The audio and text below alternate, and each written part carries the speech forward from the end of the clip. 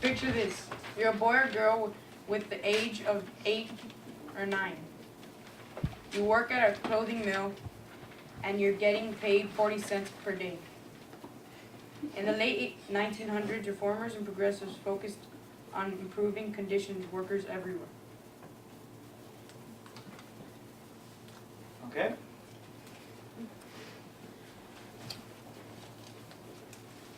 A woman named Mary Van Voorst took jobs in clothing mills around the country to find out more about child labor.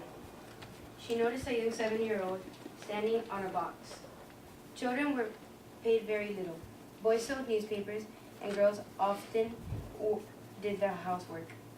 Finally, reformers succeeded in getting some laws passed in easing child labor conditions. In 1916 and 1919, child labor products were not allowed to be sold.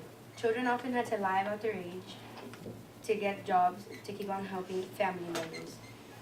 But child labor was only half of the problem.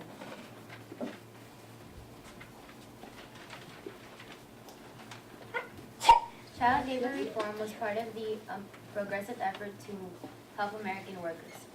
Progressive favored laws to limit working hours, ensure worker safety, and protect women's rights. Workplace accidents were common in this time. About 35,000 people were killed in these accidents, and 500,000 people were injured in the working places. There was a lot of terrible conditions like hot air. Many people were sore, and there was no protection. At the Triangle Shirtwaist factory, a fire started on the 8th floor. When the workers tried to escape, all the exits were blocked. This accident, along with many others, led to laws that improved the safety standards. Labor unions and reforms fought for workers' compensation laws. This guaranteed a portion of lost wages to workers injured on the job. Many laws weren't strictly enforced. After this, many people went to court to block new labor laws. Joseph Lochner worked at a bakery, and he was the owner. He went to court to try to block these laws, and they ruled that states could not restrict the rights of employers and workers to enter into any type of labor agreement. This was declared unconstitutional. The Supreme Court did uphold some limits on working hours for women and children. The Muller versus Oregon case in the court upheld laws restricting women and children working hours. The justices stated that such laws protected women's health and a huge public concern.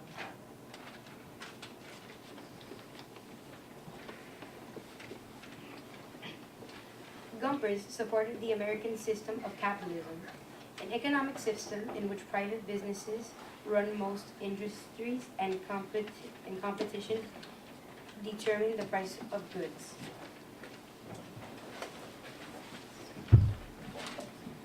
Some union members, however, believed in socialism, a system in which the government owns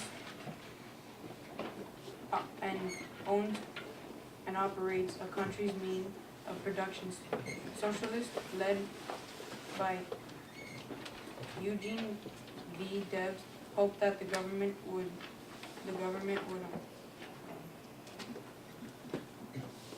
You can read it.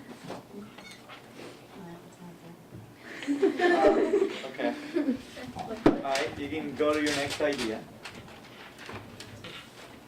Right, we done? Alright, cut. Excellent, right? Great job.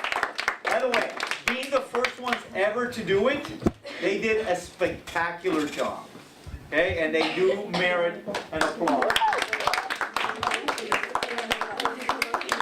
Alright, now what I'm going to do as a reward is basically give you less weight so that next time there's less likelihood for you to show up in the randomizer. You still are going to be in jeopardy, but the other groups will probably have a more or a greater opportunity to show up than you guys do. Okay? Well, so we'll put our names twice and theirs once? Probably I'll put your names twice and yours once. so that everybody else has twice as likely as your group to come out. Okay? And we will do that throughout so that as you all go, you know, there's less likelihood. So the next group will be once and everybody else will be twice and so on until everybody's gone once. And then we take that out. Awesome. Right. To finish it. Hey, Chris? Peace out. Peace out, Miami.